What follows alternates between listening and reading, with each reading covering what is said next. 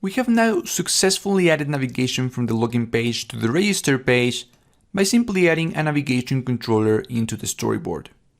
It's time for us to pass some value between the view controller, which is the main login view controller that we have, and the register view controller. But before doing that, I'm going to talk just a little bit about segs.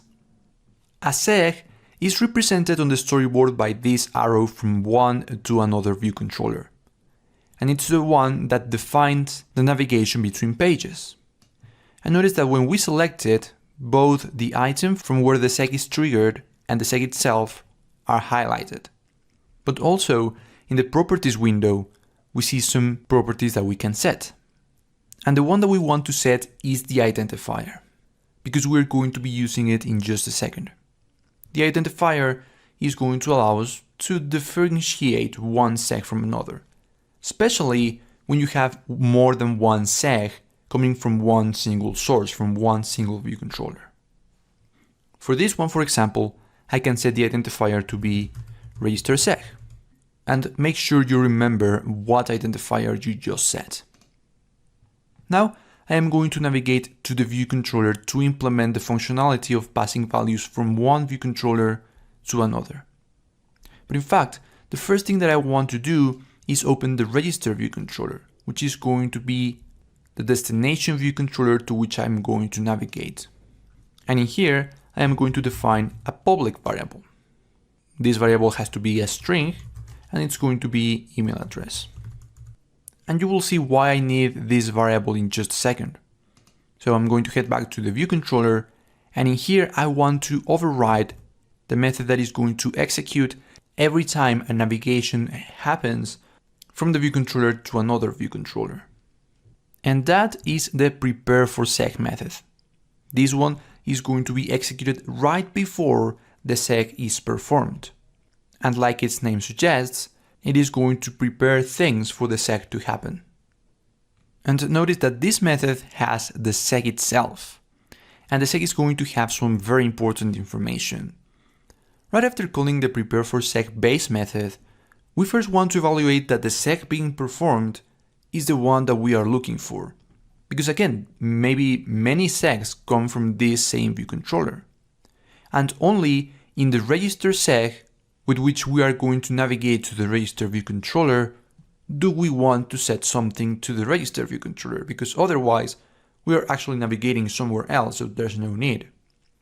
And maybe even some errors will happen. So here I will first evaluate if the seg.identifier is equal to the identifier that I just set from the storyboard. So that is why setting an identifier is so important. Now I can get the destination view controller. And this is going to be coming from the seg as well. The seg is going to have a destination view controller property of type UI view controller. That is the type from which all view controllers inherit. But the view controller, the UI view controller, does not have an email address variable.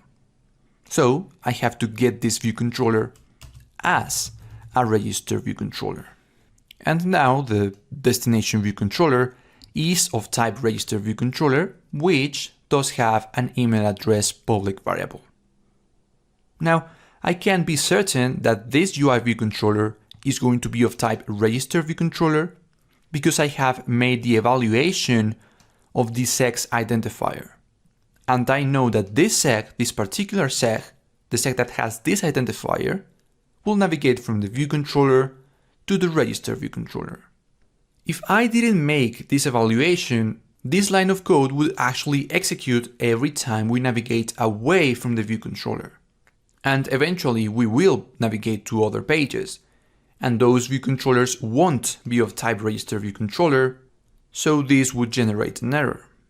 But currently we are already making this evaluation, so we know that the destination view controller is going to be of type register view controller, and it's going to have an email address variable, which we can now assign to whatever is written inside of the text for the email text field. And that's it. That is everything that we need to do from the view controller. All there is left to do is back in the register view controller, override the viewDidLoad method. The viewDidLoad method again is going to be the one to execute once the view is ready, once the view has loaded. And in here, we can set the email text field's text to be equal to the email address.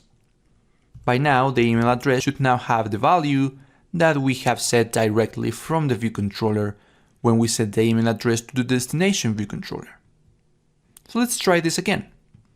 I am going to run on a simulator, and once the app is up and running, we can write something on the email, then click on the register button, and notice that the email is again being passed from one view controller to another.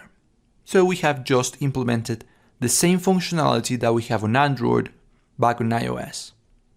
Now there is something that I'm missing, because currently only one of our text fields has been set to a password text field. Remember that when selecting this element, we have a secure text entry in the properties. And currently only the password from the login page is set to that. So I am going to set the same thing for the other password entries. And for the email address entries with text fields, I haven't set the keyboard type to be email.